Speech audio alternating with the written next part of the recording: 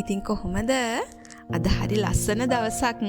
ඔයාලා දන්නවද මම මොකද්ද කරන්න යන්නේ කියලා? අපි ඉන්න හරියේ ලස්ස ගොඩාක් දංගස් තියෙනවා. ඒවැ ගොඩාක් දං හැදලා තියෙනවා මේ දවස්වල. මං හදන්නේ ගිහිල්ලා ටිකක් කඩා ගන්නද. ගොඩක් ගස්වල දන් තිබුණට තාම ඒවා ඉදිලා මදි. ඒ කියන්නේ පොකුරු පිටින් කඩන්න එපා. කඩන වෙලාවට ඉදිච්ච ටික විතරක් කඩා ගන්න. මොකද මේ දම් වාරේ තියෙන මේ දම් ටික ආය කඩා ගන්න පුළුවන් සැරෙන් සැරේට ගිහිල්ලා. ටිකක් වෙලා යන වැඩක්. ඒකට දම් පොකුරු දැක්කහම අතාරින්න හිතෙන්නේ නැහැ. කඩන්නමයි හිතෙන්නේ. ඒ වගේම ඔයාලා පොඩ්ඩක් බිම ගැනත් පරිස්සම් වෙන්න ඕනේ. මොකද මේ පඳුරු අස්සේ සත්තු සර්පා ඉන්න පුළුවන්. ඔයාලගේ ආරක්ෂාව ගැනත් හිතන්න ඕනේ.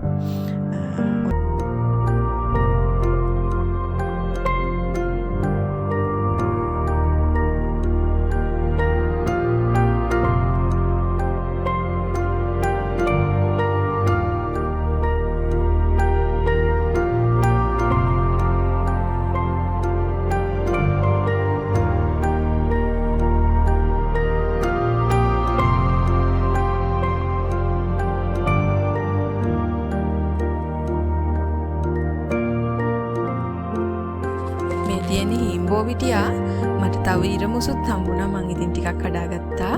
මං හරිය ආසයි කැඳ බොන්න. මං සාමාන්‍යයෙන් ටික සතියකට දවස් 3-4ක් කැඳ බොනවා. මේවට ඉතින් බෙහෙත් ගහලත් නැහැනේ. ඒ හින්දා මං ටිකක් කඩාගත්තා. ඔයාලත් මේ වගේ දෙයක් දැක්කොත් ගෙනල්ලා ගෙදර අයට හදලා දෙන්න. මේවා හරීම සෞඛ්‍ය සම්පන්න කෑම.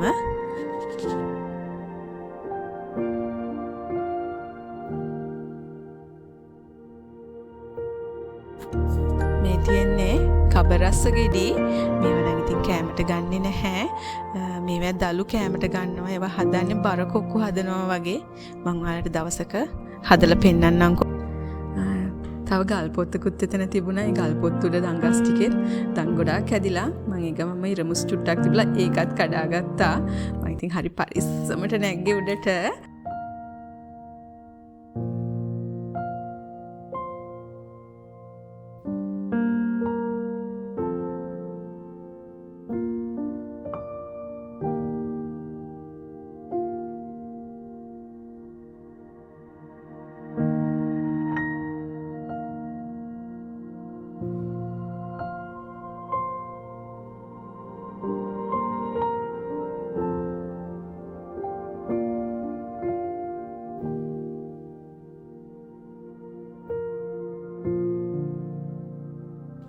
ඊට පස්සේ මට හිතුණා ගෙනාපු දම්වලින් මේ නිකන් හැමදාම කනවට වැඩිය හොඳයි කියලා ඒකෙන් වෙනස් දෙයක් කරන එක. ඊට පස්සේ මම එකකින් දම් සිරප් හදන්න හැදුවේ.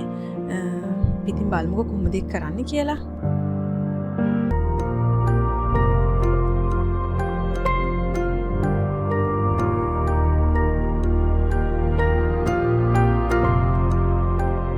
මම ඉතින් දන් ටිකක් කඩාගෙන ආවා. මං ආයේ යන්න තමයි හිතන් ඉන්නේ. මොකද ගොඩාක් දන් තියෙනවා. අතාරින්න හිතෙන්නේ නැහැ. ඉතින් මගේ කාලෙත් එක්ක මම කඩා ගන්න පුළුවන් ප්‍රමාණය කඩාගෙන ආවා.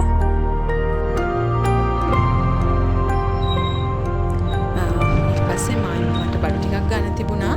ඉතින් මම මහත්තයත් එක්ක පොඩ්ඩක් මේ ළඟ තියෙන ටවුන් එකට යනවා. ළඟ තියෙන ටවුන් එක ඉඩංගොඩ ටවුන් එක පොඩි ටවුන් එකක්. මේ තියෙන්නේ අපේ පන්සල. මම දවසක ඔයාලට ඒක පෙන්නන්නම්කෝ.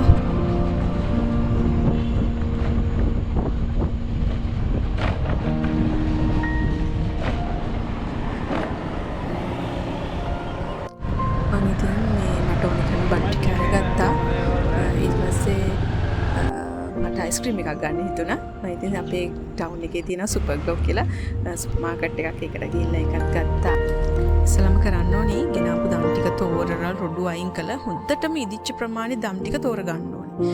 ඊට පස්සේ මට හම්බුණා මං ගෙනාපු ටිකෙන් කෝප්ප එකමාරක් විතර වගේ දම්. ඊට පස්සේ ඒකට මම පාවිච්චි කරන්නේ සීනි කෝප්ප මම ගත්ත එකක් වගේ. ඒකට මම දැම්මේ සීනි 3 කාලක් වගේ සීනි. මොකද ඕනට වඩා සීනි රසාවමත් මේක මේ අපිමනේ කන්නේ. ඒ හින්දා මම සීනි චුට්ටක් අඩු කරා. ඉස්සලාම සීනි පොඩ්ඩක් දාලා වතුර දාලා මේක මේ විනාඩි 10ක් විතර තම්බ ගන්න ඕනේ. තම්බලා හොඳට අතින් පොඩි කරලා මොකද මේක මේ ස්පැචුලා එකෙන් පොඩි කරන්න බෑ. අතින් පොඩි කරලා ඒකේ මස වෙන් කරගන්න ඕනේ. මස් වෙන් කරලා වතුර චුට්ට දාලා වතුරත් මම ගත්තේ කෝප්පයක් වගේ.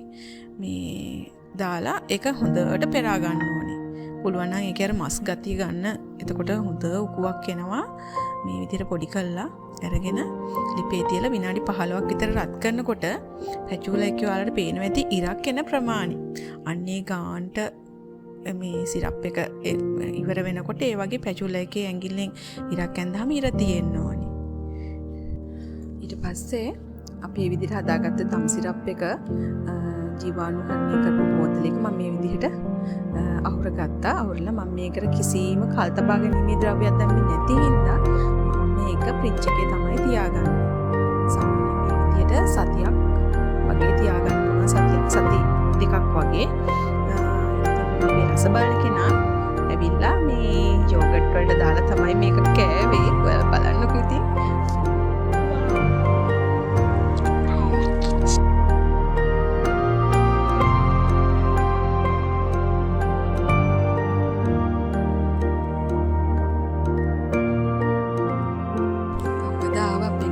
සල්වැසි ගෙදරක අයියා කෙනෙක් මම ඉතින් යාට සංග්‍රහ කරා අයිස්ක්‍රීම් වලට දාලා මේක. එයා කියනවා මේක වෙනස් රහක් කියලා. මේ දේ අර අපි කඩෙන් ගන්න ස්ට්‍රෝබෙරි චොක්ලට් සිරප් වගේ නැතත් රසවත් ඒක වෙනස්ම රහක්. ඔයාලත් මේක හදලා බලලා අත්විඳලා මටත් කමෙන්ට් එකක් දාන්න.